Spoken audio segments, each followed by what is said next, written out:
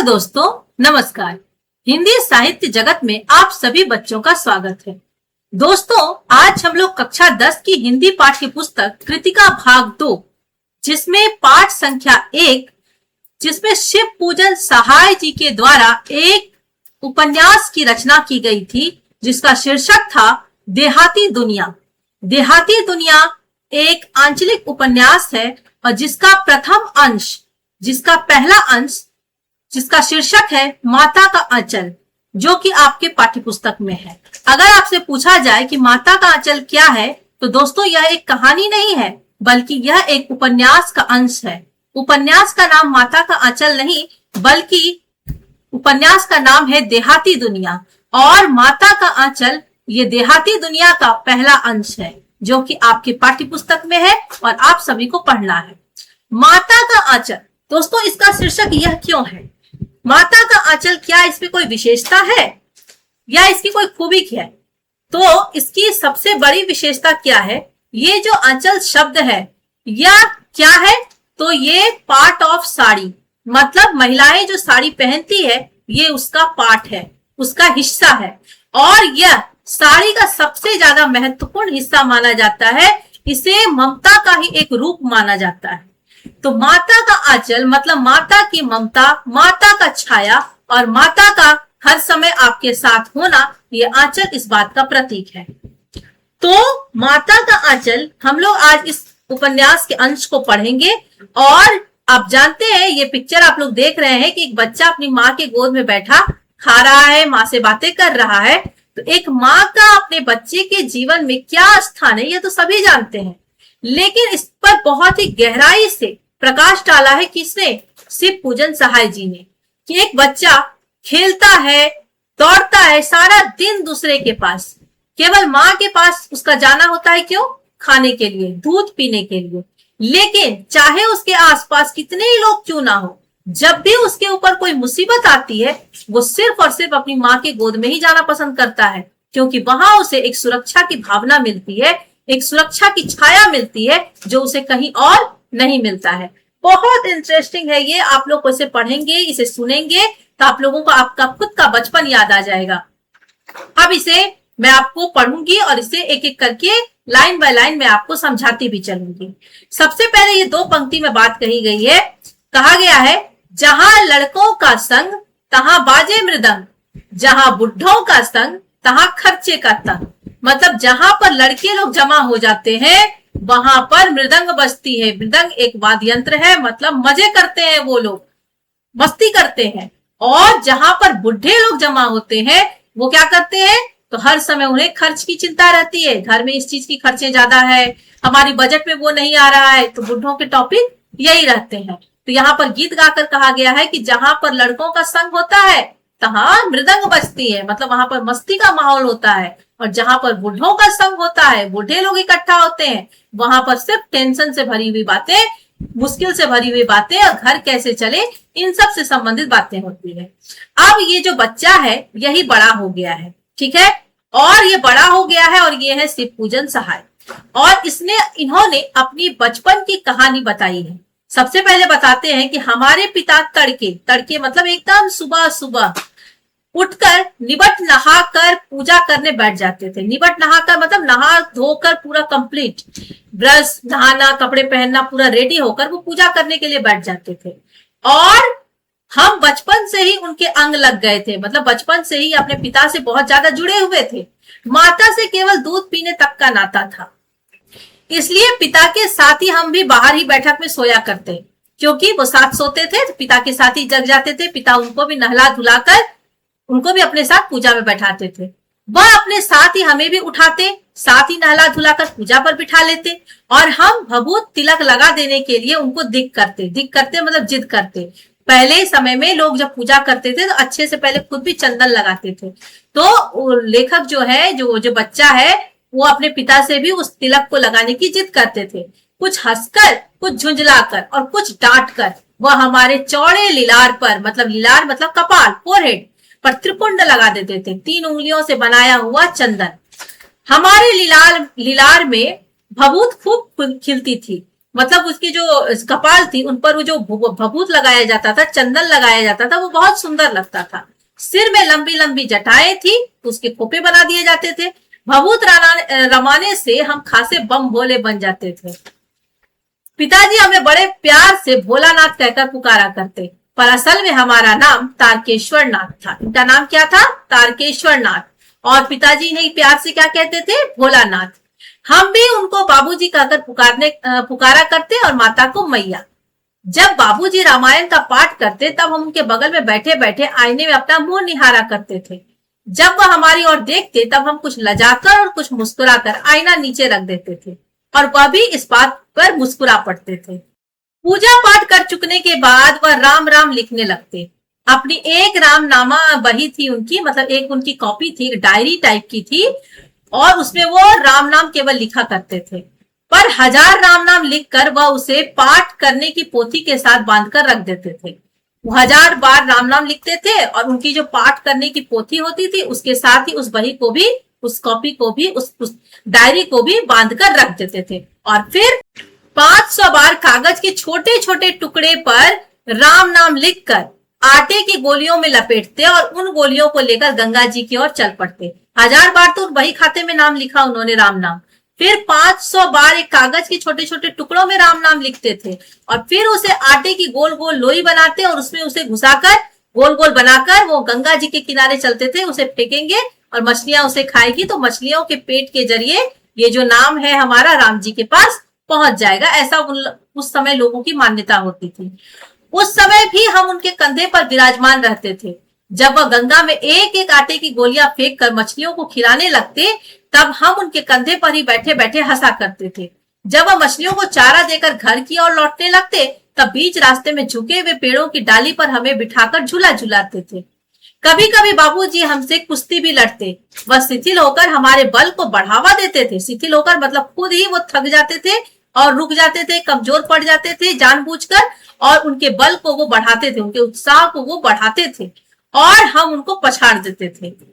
यह उतान पड़ जाते और हम उनकी छाती पर चढ़ जाते थे। वो पूरी तरह से लेट जाते थे और ये बच्चा क्या करता था? उनकी छाती पर चढ़कर बैठ जाता था। जब हम उनकी लंबी लंबी मूछें उखाड़ने लगते तब वह हंसते हंसते हमारे हाथों को मूछों से छुड़ाकर उन्हें चूम लेते। फिर जब हमसे खट्टा मीठा चुम्मा मांगते तब हम बारी बारी कर अपना बायां और दाहिना गाल उनके मुंह की ओर फेर देते थे और बाएं का खट्टा चुम्मा लेकर जब दाहिने का मीठा चुम्मा लेने लगते तब वे अपनी दाढ़ी और मूछ हमारे कोमल कोमल गालों में गड़ा देते थे और हम झुंझलाकर फिर उनकी मूछों को नोचने लग जाते थे। ये इस तरीके से पिता और पुत्र का खेल हो रहा था। फिर उनके साथ हंसते हंसते जब हम घर आते तब उनके साथ ही हम चौके जहां पर एक पीढ़ा बैठाई जाती है, लगाई जाती है, खाने से पहले उस जगह को अच्छे से थोड़ा पानी से धो दिया जाता है।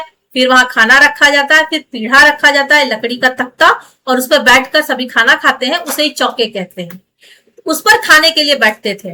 वह हमें अपने ही हाथ से फूल के कटोरे में गोरस और भात सान कर खिलाते। गोरस मतलब दूध, गो मतलब गाय, रस मतलब रस, गाय का रस मतलब दूध।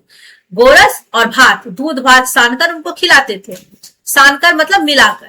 जब हम खाकर अफर जाते, अफर मतलब पूरी तरह से उनका लगता पेट भर गया, थक जाते थे, तब मैया थोड़ा और खिलाने के लिए हट करती थी और वो बाबूजी से कहने लगती, आप तो 4-4 दाने के कौर बच्चे के मुंह में देते हैं और इससे वो उसे लगता है कि थोड़ा ही खाने पर उसे लगता है कि वो बहुत खा लिए। आपको खिलाने का ढंग नहीं है। आप बच्चों को मुंह भर भर के कौर दीजिएगा तो अच्छा रहेगा। ऐसे खिलाना चाहिए, बच्चे को पूरा मुंह भर भर के कौर देना चाहिए ताकि कम समय में जल्दी से उसके पेट भर जाए। तब मैया क्या करती थी? बड़ा बड़ा कौर लेकर उनको खिलाने लगती और साथ में क्या बोलती थी?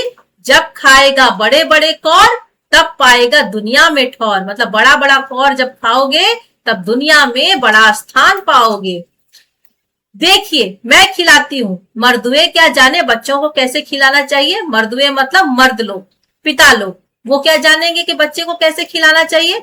और महतारी के हाथ से खाने पर बच्चों का पेट भी भरता है। महतारी मतलब माँ, कि बच्चा जब तक माँ के हाथ से ना खाए उसका पेट नहीं भरता है। माँ खिला देगी तो उसका पेट भर जाएगा। और यह कहा वह थाली में दही भात शांति और अलग अलग तोता, मैना, कबूतर, हंस, मोर आदि के बनावटी नाम से कौर बनाकर यह कहते हुए खिलाती जाती कि जल्दी खा लो नहीं तो ये उड़ जाएंगे। मतलब पूरा खाना में एक कौर को तोता बनाया, एक को मैना, एक को कबूतर, एक को हंस, एक कौर को मोर, और सीधे कह रही है कि जल्दी से ये खा लो तोता को नहीं तो तोता उड़ जाएगा, मैना को खा लो नहीं तो मैना उड़ जाएगा। ऐसे कर करके उनको खिलाती जाती थी।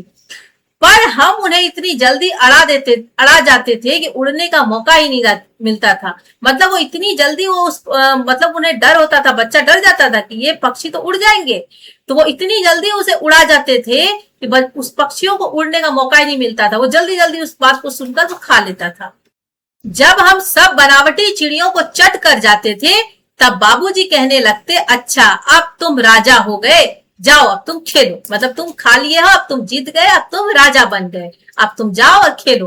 बस हम उठकर उछलने कूदने लगते थे, फिर रस्सी में बंधा हुआ काठ का घोड़ा लेकर नंग धड़ंग बाहर गली में निकल जाते थे।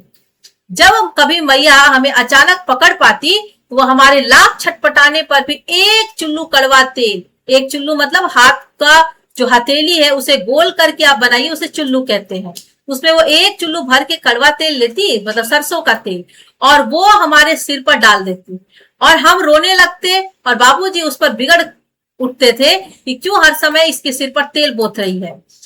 पर वह हमारे सिर में तेल बोत कर मतलब पूरा मल कर लगा कर ही हमें उपट कर छोड़ती थी। फिर हमारी नाभि और लीलार में काजल की बिंदी लगाकर चोटी गूंथती और उसमें फूलदार लट्टू बांधकर रंगीन कुर्ता टोपी पहना देती। हम खासे कन्हैया बनकर बाबूजी की गोद में सिसकते सिसकते बाहर आ जाते थे। उनके पिताजी डांटते रहते थे, बच्चा को इतना जिद मत करो, उससे इस तरह से जबरदस्ती तेल मत लगाओ, जबरदस्ती उसके सिर को बांधो मत, उसे थोड़ा अपने मन से कुछ करने दो। लेकिन मैया कहाँ सुनने वाली थी, वो तो उसे कस के पकड़ी रहती थी। एक चुल्लू भर के तेल लगा के उसके अच्छे से उसके बाल में तेल लगा दिया, फिर उसकी चोटी गूंथ देती थी, फिर उनके लीलार पर उनकी नाभि पर काजल की बिंदी लगा देती थी और फिर उसको सुंदर से रंगीन कुर्ता टोपी पहनाकर उनको कन्हैया बनाकर छोड़ देती थी। और वो अपने बाबूजी के कंधे पर उनके गोद पर सिसकते सिसकते मतलब रो रहे हैं, वो कंटिन्यू रो रहे हैं। तो रोने के बाद क्या होती है, आवाज एक तरीके से बंद जाती है, उसे सिसकना कहते हैं। वो सिसकते सिसकते घर से बाहर जाते हैं। बाहर आते ही हमारी बाट जोहने वाली बालकों का एक झुंड मिल जाता था और हम उन खेल के साथियों को देखते ही सिसकना भूलकर बाबूजी की गोद से उतर पड़ते और अपने हिमजोलियों के साथ मिलकर फिर वहां मस्ती करने लग जाते थे। अब ये इतना दूर तो हुआ माता पिता के साथ कैसे बचपन में रहते थे, अब वो अपने दोस्तों के साथ कैसे, वो अपनी टोली में कैसे अपना बचपन गुजारे उसके बारे में बताएंगे।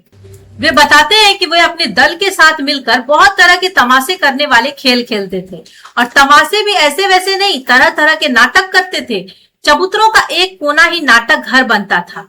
बाबूजी जिस छोटी चौकी पर बैठकर नहाते थे वहीं पर रंगमंच बनाया जाता था जहां पर नाटक खेली जाती है और उसी पर सरकंडे के खंभों पर, सरकंडे जो कि बांस के बने होते हैं, उनके खंभों पर कागज का चंदोआ, चंदोआ क्या होता है, छोटा सा समियाना, मतलब एक जैसे टेंट बनाई जाती है ना छोटी सी, वैसा ही, और उसको छोटा सा समियाना, छोटा सा टेंट तान कर, चंदोआ मतलब छोटा सा सामियाना, उसको तान कर मिठाइयों की दुकान लगाई जाती थी और उसमें चिलम के खोचे, कपड़ों के थालों में ढेले के लड्डू, ढेले मतलब ईटा के जो छोटे छोटे टुकड़े होते हैं उनके लड्डू बनाए जाते थे, पत्तों की पूरी और कचौरियां बनाई जाती थी, गीली मिट्टी की जलेबियां, फूटे घड़े के टुकड़ों के बतासे आदि मिठाइयां वहां पर सजाई जाती थी।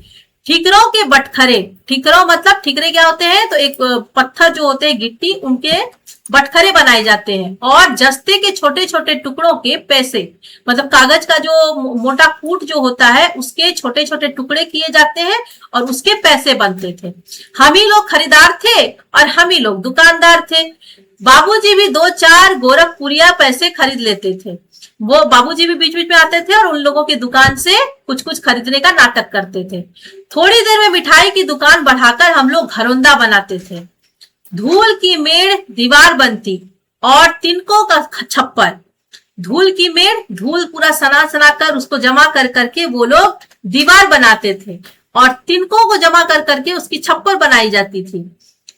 दातुन के खंभे, दातुन जो होते हैं जो लोग ब्रश करने के लिए रखते हैं, पतली पतली लकड़ी, उसके वो खंभे बनाते थे और दिया सिलाई की पेटियों के किवाड़ बनाए जाते थे। घड़े के मोड़े के चूल्हा चक्की, घड़े का जो मुंह होता है उसको चूल्हा और चूल्हा के रूप में उसका प्रयोग किया जाता था। और दिए की कढ़ाई बनाई जाती थी। दिया जो होता है मिट्टी का दिया, उसकी कढ़ाई बनाई जाती थी। और बाबूजी की पूजा वाली जो अचमनी है जिससे जल चढ़ाए जाते हैं, छोटी सी होती है चम्मच की तरह, उसे आचमनी कहते हैं। उसका कलछी बनाया जाता है, मतलब कलछुन, जिससे दाल परोसी जाती है। पानी का घी बनता था, धूल के पिसान मतलब आटा और बालू की चीनी बनाई जाती थी। हम लोग ज्योनार तैयार करते थे। ज्योनार मतलब भोज, दावत, वो तैयार की जाती थी। फिर हम ही लोग ज्योनार करते, मतलब ये बच्चे लोग ही भोज करते थे और हम ही लोग ही ज्योनार में बैठते थे, बच्चे लोग ही भोज में बैठते थे। जब पंगत बैठ जाती तब बाबूजी भी धीरे से आकर पात के अंत में जीवने पर बैठ जाते थे। मतलब वो भी क्या करते थे, चुपके से आते थे धीरे धीरे, और जो पंक्ति की जो अंतिम जगह होती थी उसमें वो बैठ जाते थे। किस लिए? तो जिमने के लिए, मतलब वो खुद भोजन करने के लिए वहां आकर बैठ जाते थे। और जैसे ही बाबूजी को वहां बैठा देखते थे, उनको देखते ही हम लोग हंसकर घरौंदा बिगाड़ कर वहां से भाग चलते थे। और वह भी हंसते हंसते लोटपोट हो जाते और कहने लगते, फिर कब भोज होगा भोलानाथ, कब हमें फिर से दावत खिलाओगे? ये वो आवाज देते रहते और बच्चे सभी वहां से भाग जाते थे। अब अगला खेल क्या होता था? बच्चे, लेखक बता रहे हैं कि कभी कभी हम लोग बारात का जुलूस निकालते थे। कनस्तर का तंबूरा बजता। कनस्तर मतलब टीन का जो डब्बा होता है जिसमें पहले सरसों तेल ये सब आते थे, अभी भी आते हैं, उसी में आते हैं तेल ये सब, तो उसे कनस्तर कहा जाता है। उसका तंबूरा बनता था, मतलब उसे बाजा बजाया जाता था और अमोले को घिसकर सहनाई बजाई जाती थी। आम का छोटा छोटा जो पौधा होता है उसे घिस घिस कर, या उसकी जो एक लकड़ी होती है उसे घिस घिस कर सहनाई बनाई जाती थी।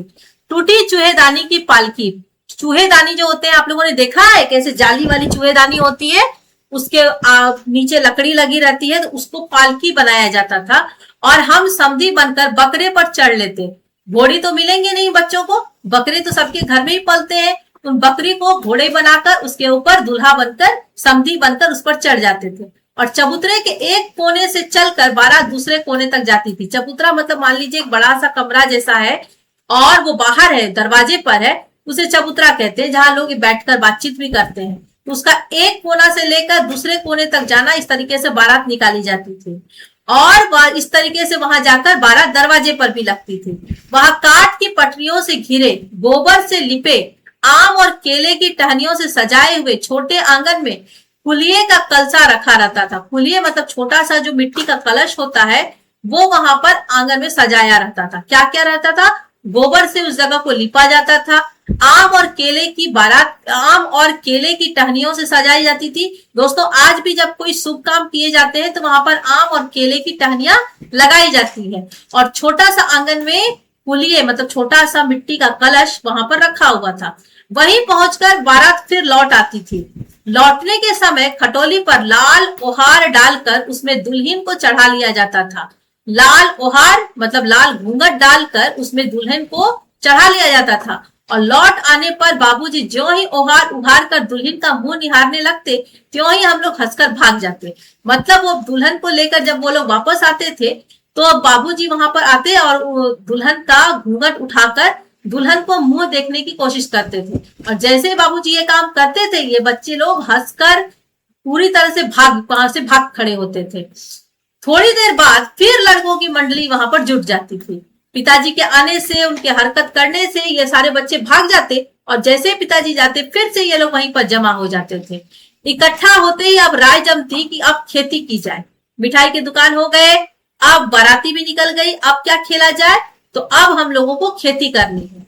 तो बस चबूतरे के छोर पर घिरनी गाड़ी जाती थी। घिरनी मतलब कुएं में जो पानी खींचने के लिए जो उसमें घिरनी लगाई जाती है, जिसमें रस्सी खींच खींच कर पानी भरी जाती है, उसे घिरनी कहते हैं। और उसके नीचे गली कुआं बन जाती है। उसके नीचे की जो गली रहती थी वो कुआं बन जाता। मूंज की बटी हुई पतली रस्सी में एक चुक्कड़ बांध, मूंज एक चीज है, एक उसकी जो रस्सी होती है पतली रस्सी होती है, और चुक्कड़ मतलब छोटा छोटा जो एक मिट्टी का घड़ा, घड़ा नहीं कहेंगे उसे, छोटा छोटा छोटा छोटा कुल्हड़ कहेंगे, वो बनाया जाता है। अभी भी बहुत वैसे मिट्टी वाले कुल्हड़ ये सब में आइसक्रीम मिलते हैं, उसे चुक्कड़ भी कहा जाता है। तो उसमें रस्सी बांधकर उसे कुएं से पानी निकालने का काम किया जाता था। गरारी में बांधकर लटका दिया जाता था और दो लड़के बैल बनकर, दो लड़के क्या बनते थे, बैल बनते थे और मोट खींचने लग जाते थे। हल बैल जो होते हैं उसे पकड़कर वो खींचने लगते थे। चबूतरा खेत बनता, पूरा का पूरा चबूतरा को खेत बना दिया जाता था। छोटे छोटे कंकड़ चुन चुनकर उन्हें बीज बनाया जाता और ठेंगा, हल, जुआटा, ठेंगा या हल, जुआटा ये सब की व्यवस्था की जाती थी। बड़ी मेहनत से खेत जोते और बोए गए, पटाए जाते थे। फसल तैयार होने में देर न लगती थी और हाथों हाथ हमारी फसल भी तैयार हो जाती थी और वो काट भी ली जाती थी। काटते समय हम लोग गाते थे, ऊंच नीच में बई कियारी, जो उपजी सो भई हमारी। अब मतलब ऊंच नीच मतलब ऊंचे और नीचे जगह पे क्यारी बनाई गई, वहां पर फसल लगाए गए और जो कुछ भी उपजा वो सब हमारी हो गई, हम लोग इसे किसी और को नहीं देंगे। फसल को एक जगह रखकर उसे पैरों से रौंद डालते। फसल तैयार हो जाने के बाद उसे एक जगह रखकर पैरों से रौंदा जाता है ताकि फसल उस पौधे से थोड़ी ढीली पड़ जाए। कसोरे का सूप बनाकर ओसाते और मिट्टी के दिए के तराजू पर तौल कर राशि तैयार कर लेते थे। दोस्तों, मिट्टी का एक छोटा सा कटोरा टाइप का होता है और उसका क्या बनाया जाता था, सूप बनाया जाता था। उस सूप बनाकर उसे ओसाते थे, मतलब एक तरीके से उसे फटकना कहते हैं। उसे हवा में ऊपर से नीचे गिराना कहते हैं, थोड़ी ऊंचाई से नीचे की तरफ गिराना, ताकि उसमें जो छिलके सब रहते हैं वो हवा में वो उड़ जाते हैं। और मिट्टी के फिर दिए होते थे, उनको तराजू बनाया जाता था और तराजू से तौल तौल कर जो राशि तैयार की जाती थी, ताकि इस बीच में राशि तैयार होती थी ताकि कौन खेत से कितनी फसल तैयार हुई है इसका हिसाब किया जाए। ये सब बच्चे करते थे और इसी बीच में बाबूजी आकर फिर पूछ बैठते थे, इस साल की खेती कैसी रही भोलानाथ। बस फिर से वही हुआ। बच्चे लोग फिर क्या करते थे, फिर जैसे ही ये लोग पिता बाबूजी को आते देखते और उनसे ये सवाल सुनते थे, बस वो ज्यों का त्यों खेत खलिहान सब छोड़कर हंसते हुए वहां से भाग जाते। अब वो कहते हैं कैसी मौज की खेती होती थी हम लोगों की, ऐसे ऐसे नाटक हम लोग बराबर खेला करते थे। बटोही भी कुछ देर ठिठक कर हम लोगों के तमाशे देखा करते थे। बटोही मतलब उस रास्ते से गुजरने वाले जितने भी लोग होते थे वो लोग कुछ देर वहां पर रुककर इन बच्चों का खेल तमाशा देखने लग जाते थे। जब कभी हम लोग ददरी के मेले में जाने वाले आदमियों का झुंड देख पाते तब कूद कूद कर चिल्लाने लगते थे। ददरी एक जगह है, वहां पर मेला लगता है और वहां मेले में जाने वाले जो आदमी लोग होते थे उनकी झुंड को देखकर ये बच्चे शैतानी करते हुए कुछ चिल्ला चिल्लाकर बोलने लगते थे। क्या बोलते थे, चलो भाइयों ददरी, सत्तू पिसान की मोटरी। चलो चलो चलो भाइयों, हम लोग ददरी चलते हैं, वहां पर हम लोग सत्तू पिसान में जाकर सत्तू पिसाएंगे और मोटी मोटी मोटरी लेकर वापस आएंगे। अब अगर वो किसी दूल्हे के आगे आगे जाती हुई ओहारदार पालकी देख पाते, मतलब ओहारदार मतलब घूंघट ली हुई किसी दूल्हे की, मान लो शादी होके वो वापस आ रहे हैं, दूल्हा तो आगे आगे चल रहा है, उसके पीछे पीछे पालकी आ रही है जिसपे घूंघट डाली हुई दुल्हन बैठी है, तब ये बच्चे खूब जोर जोर से चिल्ला चिल्ला कर बोलने लगते थे। क्या बोलते थे, बच्चे गाते थे, रहरी में रहरी पुरान रहरी, डोला की कन्या हमार महरी। मतलब अरहर के खेती जो है वो सभी फसलों में सबसे पुरानी है और डोला में जो मतलब डोली में जो कन्या बैठी है मतलब दुल्हन बैठी है वो हमार मेहरी, मतलब वो हमारी पत्नी है, हमारी दुल्हन है। ये बच्चे इस चीज को गीत गा गा कर चिल्ला चिल्ला कर बोलते थे। इसी पर एक बार बूढ़े वर ने हम लोगों की बड़ी दूर तक खदेड़ कर ढेलों से मारा था। एक बार क्या हुआ, एक व्यक्ति बहुत बूढ़ा हो गया, तब जाकर उसकी शादी हुई और बूढ़ा वर है और ये दुल्हन को लेकर डोली पे बैठाकर लेके चले आ रहा है। ये बच्चे क्या किए, अपनी शैतानी वाले दिमाग के अकॉर्डिंग ही गीत गाना शुरू कर दिए। तो उस पर उस बूढ़े व्यक्ति को बहुत गुस्सा आ गया और उसने इन बच्चों को दूर दूर तक खदेड़ खदेड़ कर मतलब दौड़ा दौड़ा कर इन लोगों को खूब मारा था। उस खसूट खब्बीस का सूरत आज तक हमें याद है। अब ये बच्चे कहते हैं कि वो जो बूढ़ा था उसे वो कह रहे खसूट खब्बीस मतलब चिड़चिड़ा बूढ़ा, उसकी सूरत कैसी थी वो हमें आज तक याद है। ना जाने किस ससुर ने वैसा जमाई ढूंढ निकाला। मतलब ये बच्चे कहते हैं कि पता नहीं कौन ससुर ऐसा था जो अपने बेटी के लिए ऐसा जमाई ढूंढ कर निकाला था जो इतना ज्यादा गुस्सा करता है। वैसा घोड़ा मुहा आदमी हमने आज तक कभी नहीं देखा। वैसा घोड़ा मुहा आदमी मतलब उस आदमी का जो मुंह था वो घोड़े के समान था और इसलिए उसे घोड़ा मुहा आदमी कह रहा है, घोड़ मुहा आदमी। कि वैसा घोड़मुहा आदमी, मतलब वैसा घोड़े की मुंह जैसा शक्ल वाला आदमी हमने आज तक कभी भी नहीं देखा। अब आम की फसल में कभी कभी खूब आंधी आती है। जब आम की फसल रेडी होने पर रहती है, मंजर से वो छोटे छोटे कच्चे आम बनते हैं, फिर कच्चे आम पककर रेडी होते हैं। इस बीच में खूब आंधी आती है और आंधी के कुछ दूर निकल जाने पर हम लोग बाग की तरफ दौड़ पड़ते हैं। मतलब पहले तो पेड़ पौधे बहुत थे, सभी जगह आम के बगीचे थे, तो जब आंधी आती थी तो उस आंधी के कारण, उस आंधी के जोर से बहुत सारे आम टूट टूट कर गिर जाते थे। तो घर में बच्चे थोड़ा सा आंधी खत्म होने का वेट करते थे बहुत बेसब्री से, और वो बाग में चले जाते थे और वहां जाकर वो खूब आम चुनते थे, और वहां वो चुन चुन कर घुले घुले गोपी आम चुनते और उसे चबा चबा कर खाते थे। अब एक दिन की बात है, आंधी आई और पट पड़ गई। मतलब आंधी आई, ये लोग तो आंधी देखकर दौड़ पड़ते हैं, और पट पड़ गई मतलब पूरा भीषण बारिश भी शुरू हो गई। आकाश काले बादलों से ढक गया, मेघ गरजने लगे, बिजली कौंधने और ठंडी हवा सनसनाने लगी, पेड़ झूमने और जमीन चूमने लगे, और हम लोग चिल्ला उठे। मतलब ये तो बाहर चले गए, इनको लगा थोड़ी देर में आंधी खत्म हो जाएगी, लेकिन आंधी अपनी विकराल रूप में थी। आंधी आई और चारों तरफ पट पड़ गई, मतलब चारों तरफ दरवाजा बंद हो गए, आकाश काले बादलों से पूरी तरह से ढक गया, वहां पर मेघ गरजने लगे, बिजली कौंधने लगी। आप जानते हैं कि जब आकाश में बादल छाए होते हैं तो बिजली भी क्या होती है, पूरी तरह से कौंधती है, मतलब चित्कार करती है, और ठंडी हवा सनसनाने लगती है, पेड़ झूमने और जमीन चूमने लगे। हम लोग चिल्ला उठे। क्या चिल्ला उठे दोस्तों? बच्चों इस तरीके से पेड़ को झूमते देखकर वो चिल्लाने लगे। क्यों चिल्ला उठे? क्योंकि वो एक तरीके से मजाक मस्ती कर रहे थे वहां पर, और वो वहां पर गीत भी गाने लगे। एक पैसा की लाई बाजार में छितराई, बरखा उधरे बिलाई। ये वहां पर गीत गा गा कर बच्चे वहां पर मस्ती कर रहे थे। लेकिन इसके बाद वर्षा जब स्टार्ट हुई तो बरखा ना रुकी और भी मूसलाधार पानी होने लगी। ये बच्चे बगीचे में खड़े हैं और वहां पर घनघोर बारिश हुए जा रही है। हम लोग पेड़ों की जड़ से धड़ से सट गए, मतलब पेड़ों से ये पूरी तरह से चिपक कर सट गए ताकि बारिश में वो ज्यादा भीगे नहीं। कैसे चिपके थे? जैसे कुत्ते की कान में अंठई चिपक जाती है, जैसे कुत्ते को होने वाला एक कीड़ा जो कि उसके कान में पूरी तरह से चिपका रहता है, खींच के निकालना पड़ता है, ये बच्चे वैसे ही पेड़ से चिपक गए, मगर बरखा जमी नहीं, मतलब बरखा रुकी नहीं। अब यहाँ पर कुछ देर बाद बरखा रानी जब काफी देर बरस गई तब वो थम गई, मतलब बंद हो गई, और बरखा बंद होते ही बाग में बहुत से बिच्छू नजर आए।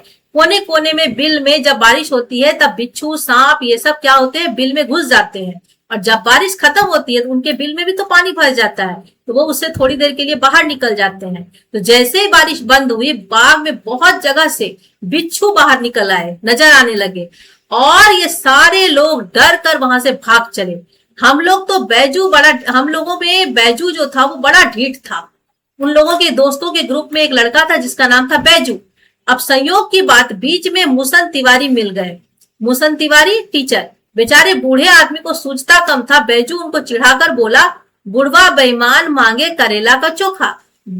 मुसन तिवारी रास्ते में मिल गए तो उनको दिखता बहुत कम था, तो बैजू ने उनको दिखने की जो कम आदत है, उनकी जो परेशानी है, उनका फायदा उठाते हुए उनको वहां पर चिढ़ाकर बोलने लगा कि बुढ़वा बेईमान मांगे करेला का चोखा। ये एक तरीके से वहां की लोकोक्ति में है उस जगह की, कि जो इंसान बेईमान होता है वो हर समय करेला का चोखा मांग मांग कर खाता है। हम लोगों ने भी बैजू के सुर में सुर मिलाकर यही चिल्लाकर गाना शुरू कर दिया। मुसन तिवारी तो बेतहासा खदेड़ा। जब बैजू इस तरह की गीत को गा रहा था तो ये सारे बच्चे उनकी गीत में सुर मिलाकर चिल्ला चिल्लाकर गाने लगे। तो मुसन तिवारी बेतहासा उनके पीछे उनको दौड़ाए और खदेड़ने के लिए उनके पीछे दौड़ रहे थे।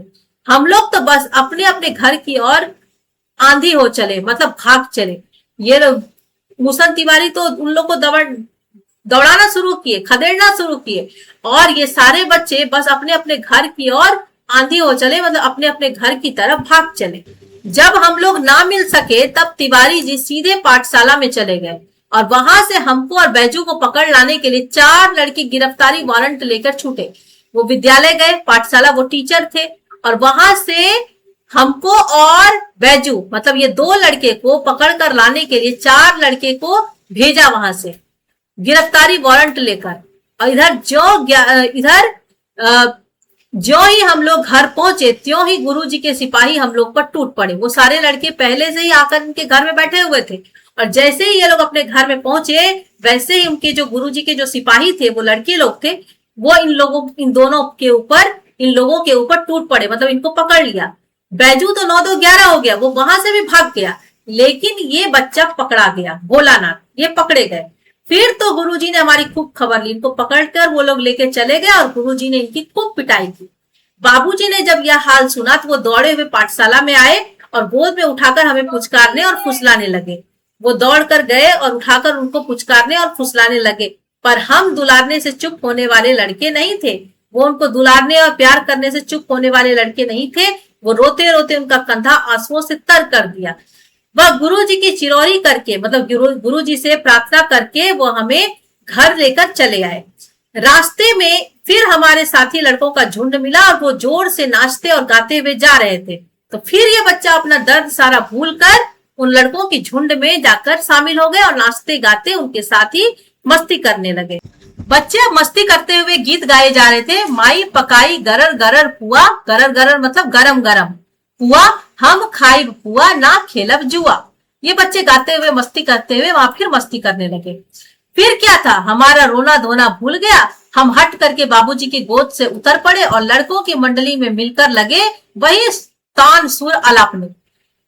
तब तक सब लड़के सामने वाले मकई के खेत में दौड़ पड़े।